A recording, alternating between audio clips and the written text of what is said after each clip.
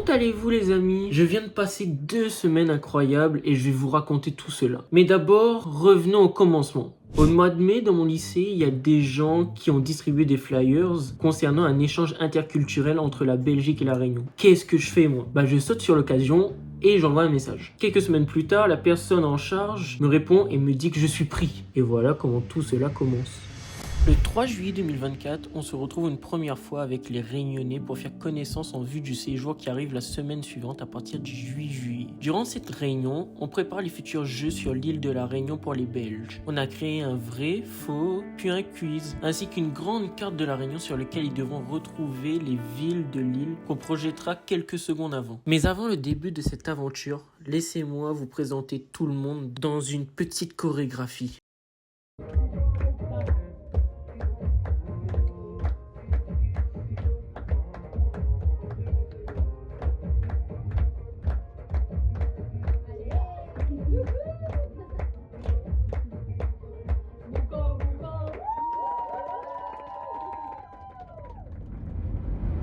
Le mercredi, on a eu un historien qui est venu nous raconter un peu l'histoire de la Réunion. Puis l'après-midi, on a fait quelques petits jeux en commun qui nous permettaient de nous connaître un peu plus. Le jeudi 11, c'était une journée un petit peu particulière parce que c'était la journée des initiations au projet Fil Rouge des 2 semaines. On avait comme atelier photo-vidéo, on avait pour but de prendre des photos de sujets différents, un peu pour voir comment on prenait des photos et ainsi savoir comment on pouvait les améliorer dans la suite. Puis la partie vidéo de cet atelier, c'était de faire un mini court-métrage sur un thème libre. On avait l'atelier écriture où, son nom l'indique, on devait écrire. On avait à écrire des poèmes sur des sujets divers et à la fin, on avait à écrire un grand poème concernant tout ce qu'on avait écrit juste avant. Dans la soirée du jeudi, on avait une activité spéciale. On sort du lieu où on vit depuis déjà 4 jours et on va au Tevlav, c'est-à-dire dans le haut des avirons, où on va passer une soirée astronomique. Donc, dans cette soirée astronomique, on a pu observer des étoiles.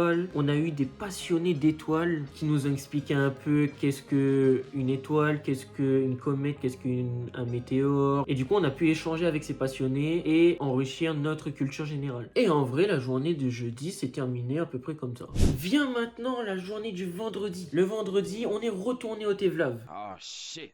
Here we go again. Et pas pour rien du coup, on a pu faire du vélo électrique et ça j'ai adoré. On a fait du vélo électrique dans toute la forêt du Tevlav, à la découverte un peu des lieux qui ont marqué un peu le Tevlav, puis une partie de la ville où celui qui était avec nous, du coup un peu le guide de ce trip, nous a présenté un peu ce qu'il y avait au Tevlav, son histoire, l'histoire de la ville. Ouais, c'était plutôt cool. La journée du samedi, qu'est-ce qu'on a fait le samedi? Le samedi 13, on a fait une activité qui s'appelle balade philosophique à l'étang du Gol. On a pu se balader sur tout le chemin de l'étang tout en se posant des questions et on avait comme consigne de répondre à des petites questions par rapport à ce qu'on a vécu, ce qu'on aime et du coup le faire partager nous aux Belges et les Belges à nous les Réunionnais. Le dimanche 14 et le 14 juillet en France, c'est quoi? C'est la fête nationale.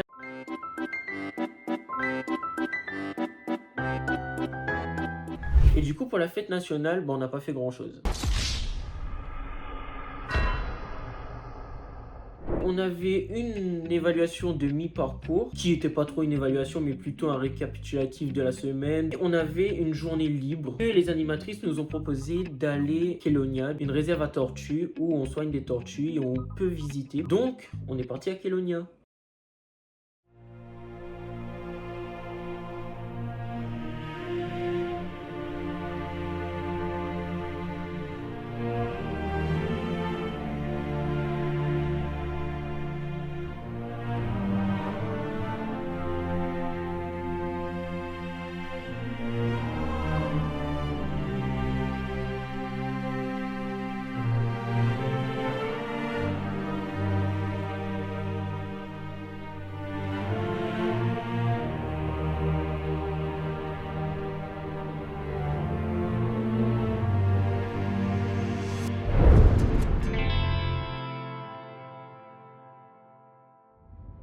Alors durant cette deuxième semaine, on a commencé sérieusement à se mettre à filmer tout ce qu'on peut afin de réaliser le projet vidéo. Le lundi matin, on avait comme activité les Olympiades longtemps. En gros, pour vous expliquer, c'est un peu comme des Jeux Olympiques, mais typés réunionnais. On avait des jeux que les réunionnais d'avant jouaient. Puis on avait un jeu qui s'appelle Grand Mercal, où le but était qu'on avait un foulard au milieu de l'arène et 2 équipes avec des numéros attitrés à chacun. Et du coup, quand l'arbitre disait ton numéro, tu devais aller prendre le foulard sans te faire toucher au retour. Puis on avait l'activité la frise chronologique. On avait une frise chronologique vierge et on devait remplir toute la frise avec des événements qui s'est passé à la Réunion. Et du coup, notre équipe à nous, on a tout trouvé comparé aux 2 autres équipes qui ont un peu galéré à trouver. Et enfin, on avait la meilleure activité, la course d'orientation. Dans la course d'orientation, on avait une application qui nous permettait de trouver les petits drapeaux réunionnais qu'on devait trouver. Et sur les drapeaux réunionnais, du coup, on avait des petites questions qu'on devait répondre pour trouver une lettre en particulier qui nous permettait à la fin de trouver le mot qu'elle on devait compléter. Finir cette course d'orientation. Je vais pas me plaindre, on a trouvé le mot en 5 secondes et c'était allons battre carré, qui veut dire allons se balader. Au final, on a fini 2e sur 3, mais le plus important c'était de jouer ensemble. Fini le sport, place aux découvertes culturelles. On est parti découvrir l'après-midi une mosquée, puis un temple tamoul.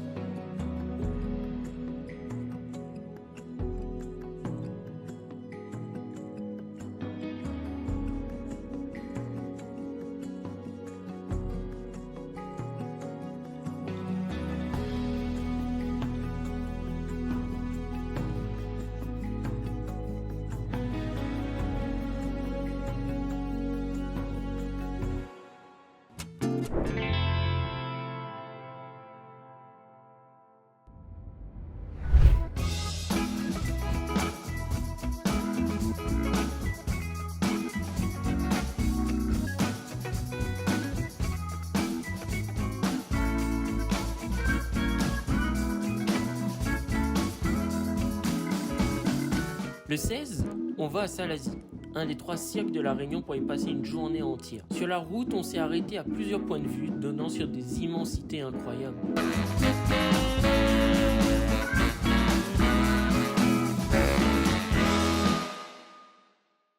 Et donc, on arrive à Salazie.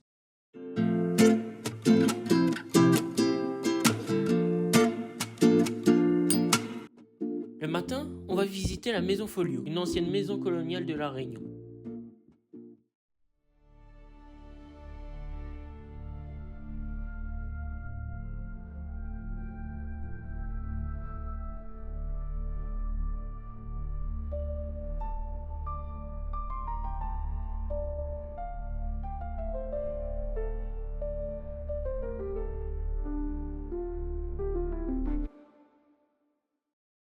L'après-midi, on avait une activité sur la musicalité de la Réunion où on a pu s'essayer aux différents instruments constituant la musique réunionnaise.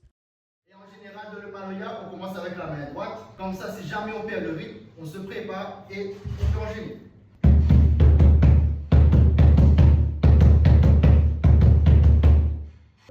Donc ça, c'est le rythme traditionnel du maloya. On a aussi un volet un peu plus malgache, donc là, un peu plus spirituel. Le maloya traditionnel, c'est celui-là.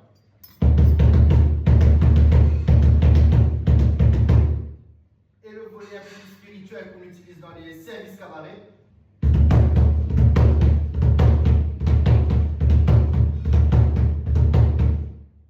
Voilà pour le volet.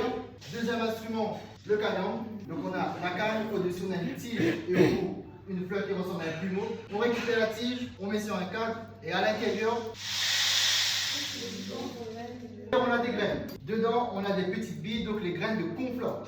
La graine est vernie, donc elle dure très longtemps. Si on pose la graine sur une table, on revient dans 10 ans, la graine n'a pas bougé. C'est l'une des raisons pour laquelle on utilise les graines de conflore, puisque dedans on met des haricots ou par exemple du riz, on n'a plus rien à manger. Le kayom, c'est l'instrument le plus dur à maîtriser dans le maloya, parce qu'il faut rester debout, il faut avoir la force dans les bras, l'endurance, il faut danser et il faut garder le rythme.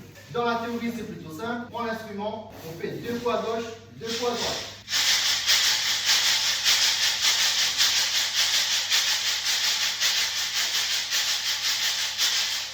C'est un son qui rappelle un peu le bruit de la pluie ou le bruit des balles. On a le kayam. Celui-là il est d'origine africaine. Les esclaves africains, quand ils sont arrivés ici, ils ont ramené le savoir, mais pas le matériel. Donc il a fallu s'adapter. Le gars en bas, il est plus petit. Ici, on a dû s'adapter. Donc on a ensuite le troisième instrument du maloya traditionnel, le bambou. Donc il est arrivé pendant la période de l'engagisme, les engagés chinois. À l'époque, le bambou, on le prend, on pose sur le sol, on bloque avec son pied ou son genou et on tape dessus avec des baguettes. Avec le temps, on a amélioré la technique, on a rajouté un pied, c'est plus confortable pour jouer. Et si on doit faire des prestations qui durent très longtemps, c'est mieux pour l'endurance. Le bambou, lui, on compte jusqu'à 3 et on alterne les mains.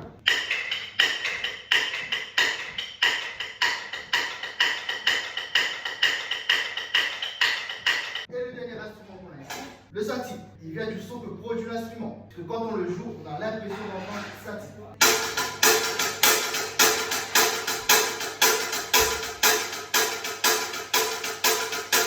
On va essayer pour voir lequel est le plus compliqué.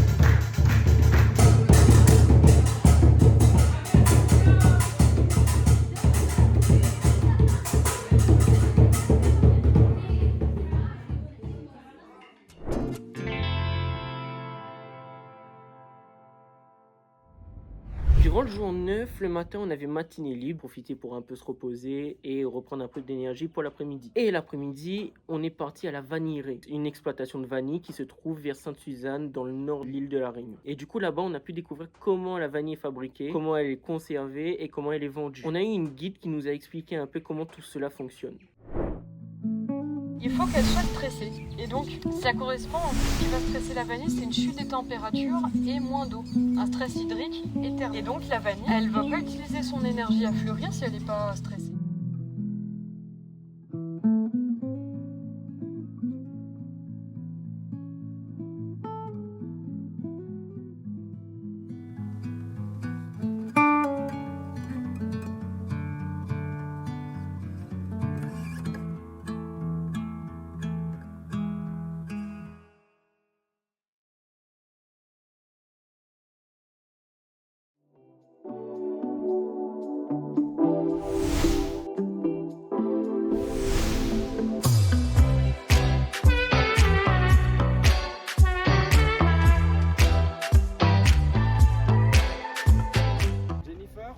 Celle que j'ai toujours voulu faire.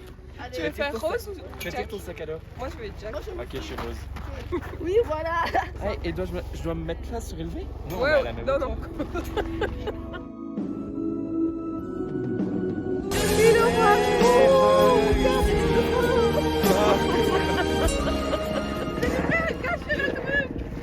Mais moi j'étais en train de chanter la chanson.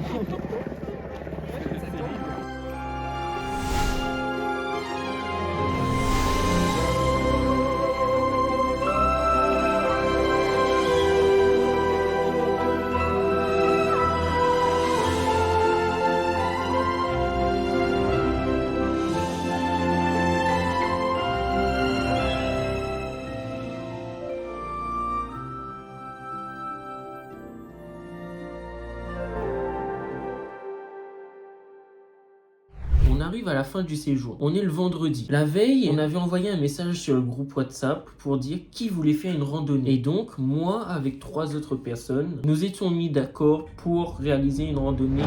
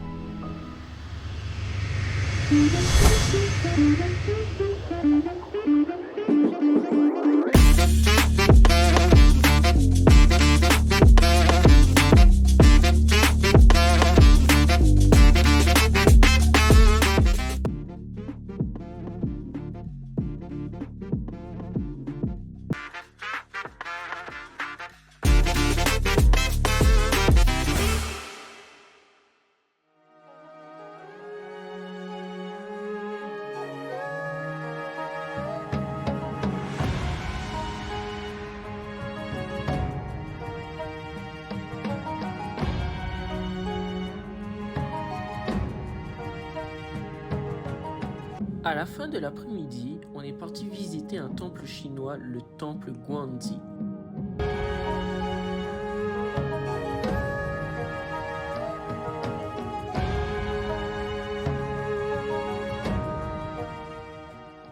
Gandhi était un général militaire chinois du IIIe siècle. Il a brillé surtout pour son courage durant la période des guerres des royaumes, qui est une période où on se battait un peu partout. Il est vénéré dieu de la guerre ainsi qu'un symbole de justice en Chine.